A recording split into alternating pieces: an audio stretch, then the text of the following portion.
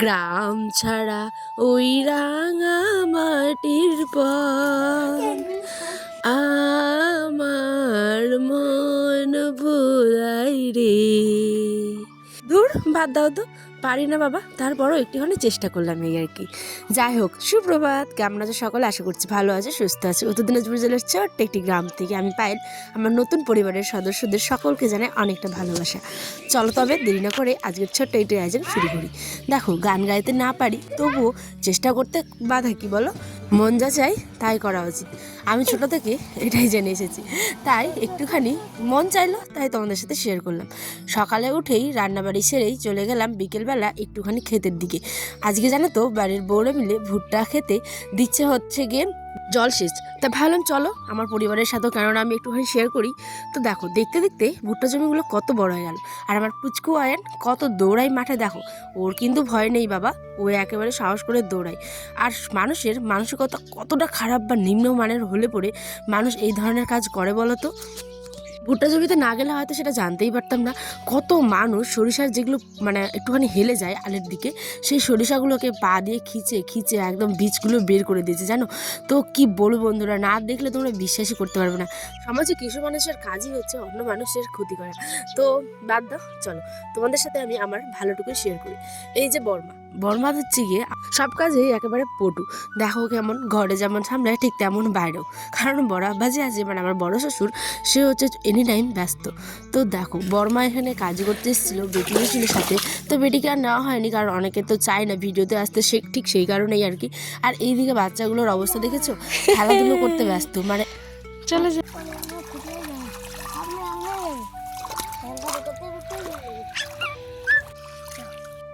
ভুট্টা করাটা অনেকটা কষ্টের একটা কাজ, মানে ভুট্টা ফসল করাটা অনেকটা খাটনির। তো এই যে দেখো, সিঁড়ি করতে হয়, তারপরে কত কি দিতে হয়। আর এইখানটায় কিন্তু আলটা বেঁধে এই দিক দিয়ে আবার এখানটাই মানে জলটা আর কি ছাড়তে হবে। তো অনেক রকম ব্যাপার আছে, অনেক কষ্ট। আর এই কষ্টের পরেও যদি শেষে বৃষ্টি হয় আর মানুষের ভুট্টাগুলো নষ্ট হয়, তাহলে কেমন লাগে বলো তো। সে এই কারণেই আয়রা এবার কিন্তু আমাদের ভুট্টা লাগায়নি, একেবারে সরিষা লাগিয়েছে।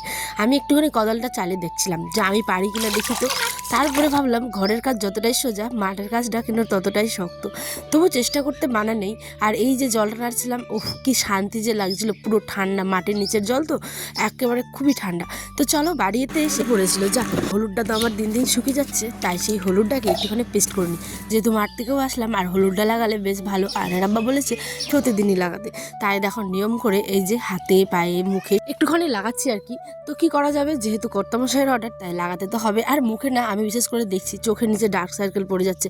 হয়তো এটা ঘুমের না হওয়ার কারণে, কারণ অনেকক্ষণ রাত জেগে আমি এডিট করি, আবার কোনো সময় আয়নের জন্য, কোনো সময় আমার নিজের প্রবলেমের কারণে। তো যাই হোক, সেই সব মিলিয়ে কিন্তু হচ্ছে কি একটা জীবন, তাই না? তো জীবনে চলতে গেলে এরকম উঠা পড়া, মুখে কত রকম ডার্ক সার্কেল সমস্ত কিছু আসবে, তারপরেও কিন্তু জীবন চলেই যায়। আর এই যে বাবুটাকেও একটুখানি আমি লাগিয়ে দিচ্ছিলাম, আমার আয়নজনা কিন্তু হলুদ লাগাতেই যায় না। তো কি করা যাবে, ওকেও একটুখানি লাগিয়ে দিলাম জাস্ট মুখে। তারপরে দেখো, লেবু গাছে এসেছে নতুন ফুল, দেখতে কি সুন্দর লাগছে, তাই না বলো? আর এইদিকে আয়নের আবার নিয়ে এসেছিলো গতকালকে হচ্ছে গিয়ে মাছ। তোমাদের দিকে এই মাছটাকে কি বলে অবশ্যই কমেন্টে জানিয়ে। তো আমাদের দিকে বলে টাকি বা ষাটি মাছ। তো আয়নের আব্বাকে একটুখানি পরোটা খাইয়ে দিলাম, ওই একদম এই পরোটাকে তো খুব ভালোবাসে। আর আমারও একটা চলে এসেছে পার্সেল। আমি ওরা পরোটা খেয়ে পার্সেলটা খুলে ওয়াও, মিশো থেকে অর্ডার করেছিলাম হচ্ছে গিয়ে পার্সেল। তো ভাবিনি হঠাৎ করে এত তাড়াতাড়ি চলে আসবে। তো তোমাদের দেখাই, আর আমিও দেখি কি এসেছে। টানটানা, দুটো নাইটি এসেছে। আমার খুব ভালো লাগে এই কালারগুলো, মানে একটুখানি হাইলাইট কালার পরতে আমি পছন্দ করি, খুব একটা ফ্যাকাসে বা একটু লাইট কালার আমার ভালো লাগে না। তো এই জন্য এই দুটো কালার। তোমাদের কেমন লেগেছে আমাকে অবশ্যই কমেন্টে জানিও। এদিকে আমার ছোট্ট আয়ানও দেখো ওয়েট করে আছে মাম্মার জন্য কি এসেছে।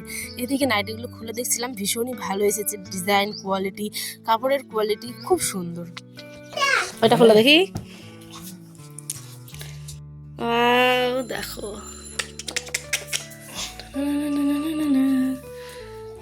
এদিকে তোমার দাদাভাই বলছে এখনই পরে আমি একটু দেখি।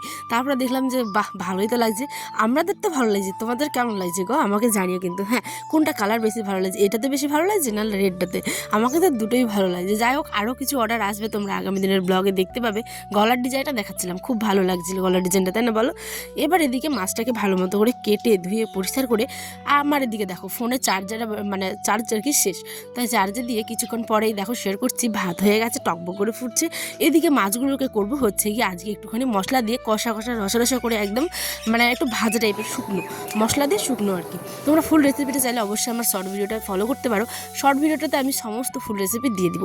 তো মাছটাকে আমি 2 থেকে 3 পিস করে টুকরো টুকরো করে কেটে নিয়েছি। এদিকে বেগুনের ভাজা আর সাথে ছিল আলু সেদ্ধ। এই মাছটা না অনেকে আবার ভর্তা খায় জানো, লেবুর টক দিয়ে। উফ, দারুণ লাগে। আমি তো এখন ভয়েস দিচ্ছি, আহা হা কী যে লাগে, দারুণ অপূর্ব। তো চলো এদিকে এবার আমি আলু ভর্তাটা মেখে নিই, আর গরম গরম ভাত আর মাছটা কি কালার এসেছে দেখেছো, দারুণ লাগে। এটা কিন্তু বিনা ভেজে রান্না করতে হবে, হ্যাঁ, একবারে শুকনো করে। তো চলো আজকের রাতের ডিনার আমাদের এখানেই কমপ্লিট। আমরা এখন খাবো। তোমাদের ব্লগটা কেমন লাগলো অবশ্যই জানিও। আমাদের গল্প হবে আবারও অন্য একটি ভিডিওতে।